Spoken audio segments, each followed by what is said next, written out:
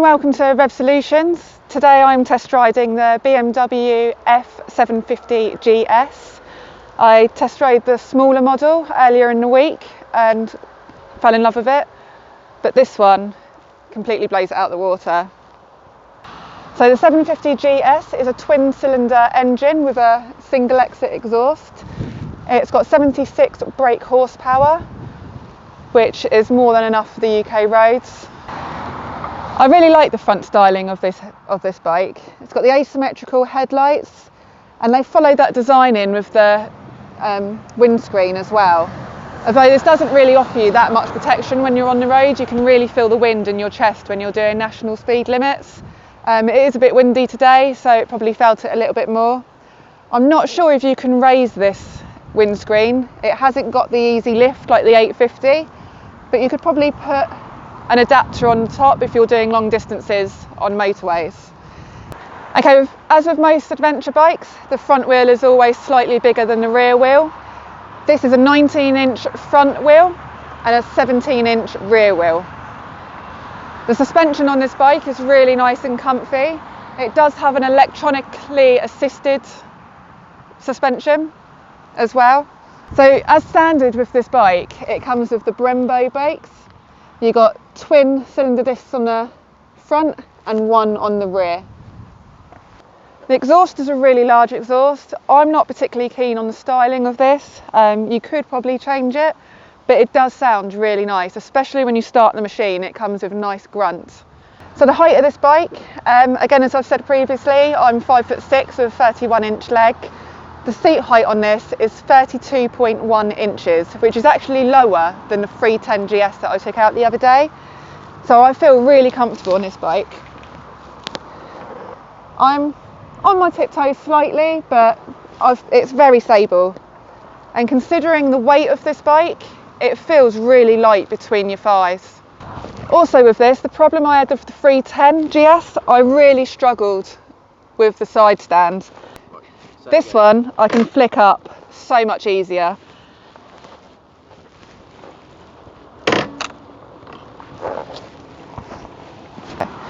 So as with most bikes, you've got the pillion split pegs and the pillion seat.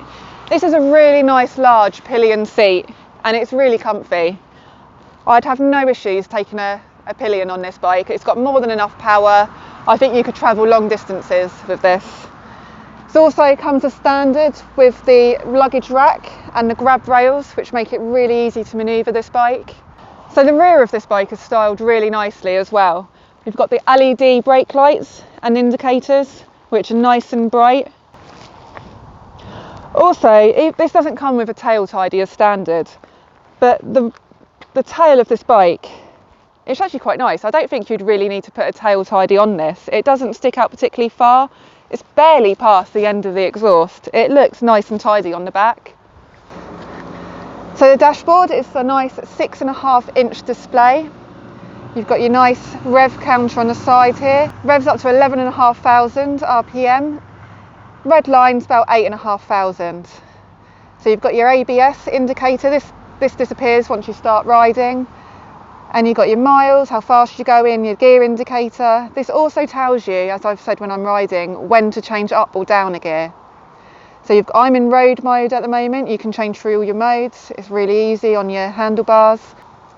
Really nice features, you've got your petrol gauge as well, so you don't just have your petrol light come on when you're getting low. You've got your mileage and your range as well on this, so you know how many miles you've got until you run out. So the controls are really nice and simple, nice large buttons. You've got your menu to go through your dashboard, change your settings. You've got your ABS, this turns it on and off. You just press it and hold it and it turns off it if you want it on or off. Your hazards are here and it's a button rather than a slidey. Pass lights on the back, indicators. Now, as I said when I was riding of this bike, these indicators don't really feel it clicking, especially with gloves on. So I did have to keep checking that I had them on. Obviously your horn. On this side you've got your button for your heated grips, your mode as well, and your stop and your start. So now I really like the sound of this bike when it starts. It has a nice deep grunt.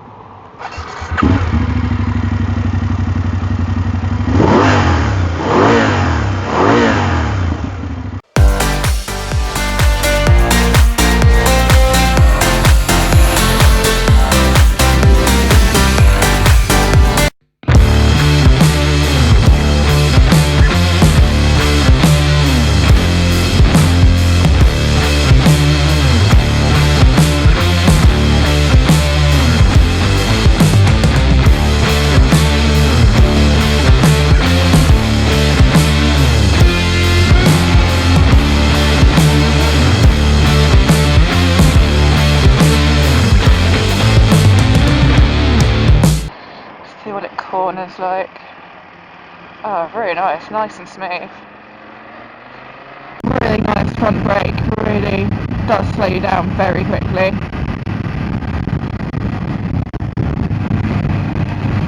You've got a gear indicator on this bike, which I really like. Just saves you having to constantly remember what gear you're in. Oh wow, nice and smooth on the corners. Again, not really putting any pressure on the handlebars, it's just shifting my weight from side to side, and the brake is just moving. This one's a little bit tighter.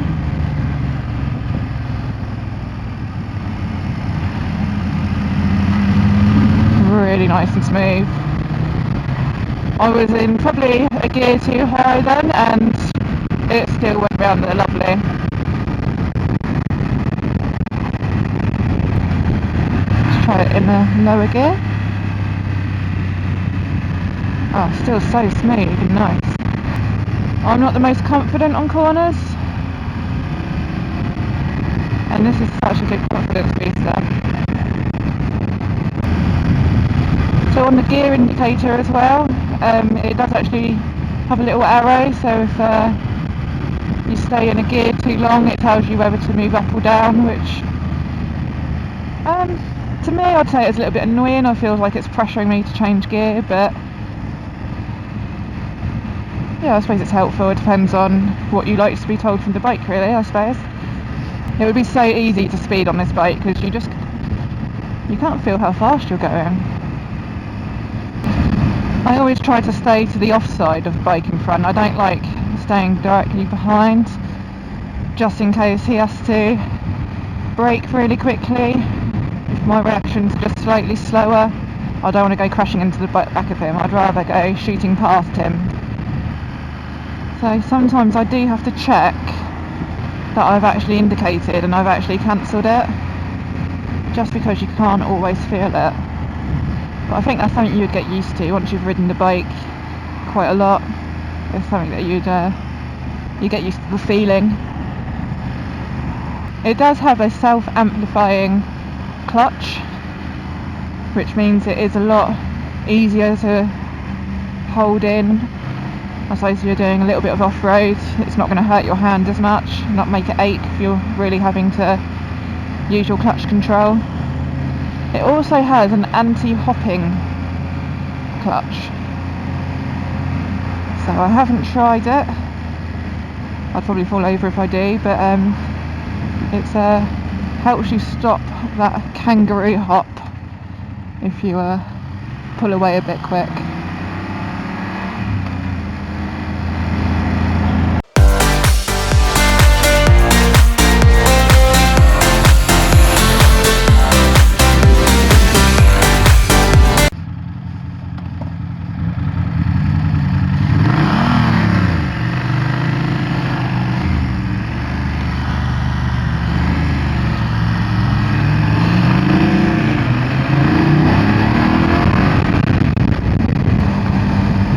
So low to move around.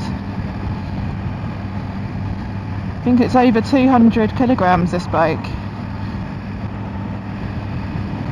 And it just feels so nice and agile. Long distances on this would be so comfortable. I think you'd be able to ride for a good few hours and get off and still be fresh. So I've only got this for a couple of hours today, so I can have a good decent ride on it. I know we're stopping and starting, but I've still got a decent chunk of time on this bike, and it is really comfortable. There's no pressure on my wrists.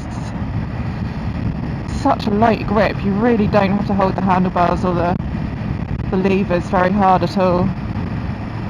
The throttle is nice and easy to twist. I find on my sports bike I almost have to grip it and turn it quite hard. It's a little bit stiffer. This, I'm barely touching the lever really. I barely have to keep it in place. Got more than enough power for the UK roads and touring. I have said before, I'm only 5'6". I've got quite short legs. I've got a 31-inch inside leg, and I didn't think I'd be able to fit on a big adventure bike at all. I thought the 310 was going to be my limit, really. But after riding that and looking more into seat heights,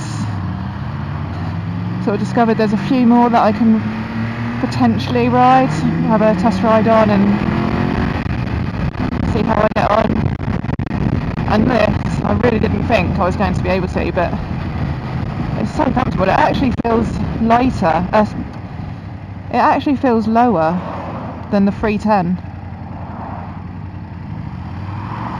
So nice sharp corner, a little bit, ooh.